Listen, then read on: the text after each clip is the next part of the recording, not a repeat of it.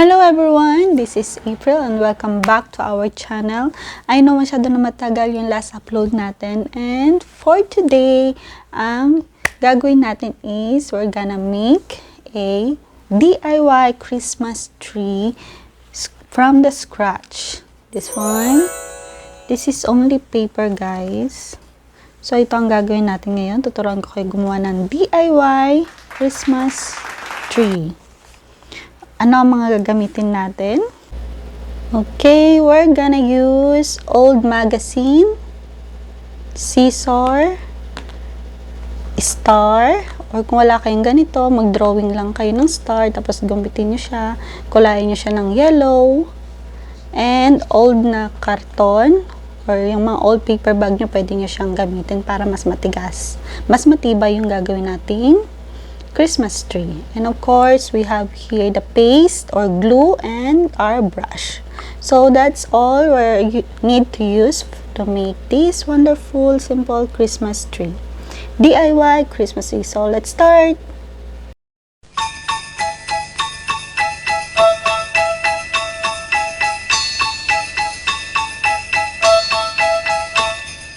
Dashing through the snow in a one-horse open sleigh, o'er the fields we go, laughing all the way. The bells on bobtail ring, they make our spirits bright. What fun it is to ride and sing a sleighing song tonight. Jingle bells, jingle all the way. Oh, what fun it is to ride in a one-horse open sleigh. Jingle bells, jingle all the way. Oh, what fun it is to ride in a one-horse open sleigh.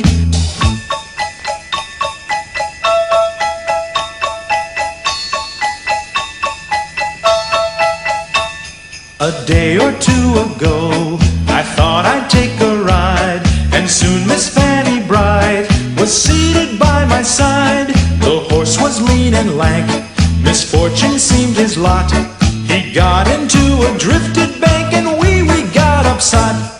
Jingle bells, jingle all the way. Oh, what fun it is to ride in a one-horse open sleigh. Jingle bells, jingle all the way.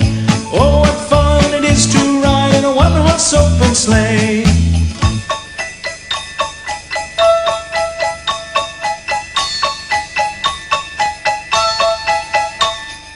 Now the ground is white, so go it while you're young. Take the girls tonight and sing the sleighing song. Just get a bobtailed nag, 240 for his speed, then hitch him to an open sleigh and crack, you'll take the lead. Oh, jingle bells, jingle all the way. Oh, what fun it is to ride in a one-horse open sleigh. Jingle bells, jingle all the way. Oh, what fun it is to ride in a one-horse open sleigh.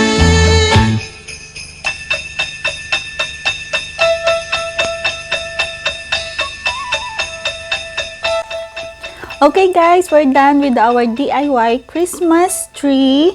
Mini Christmas tree. I know bagay na bagay ito sa inyong mga bahay, yung mga mini house, or meron kayong small furniture dyan, pwede nyo siyang ipatong. And alam kong bagay na bagay ito sa inyong bahay. And kahit DIY lang ito, meron na kayong presents of Christmas in your home. And I hope you like this video. And syempre yung parol natin. And if you do, please don't forget to like, comment down below. And of course, subscribe to our channel. And don't forget to click the bell button para lagi kang updated sa mga susunod nating videos. So, that's all for today, guys. And thank you for watching. Bye!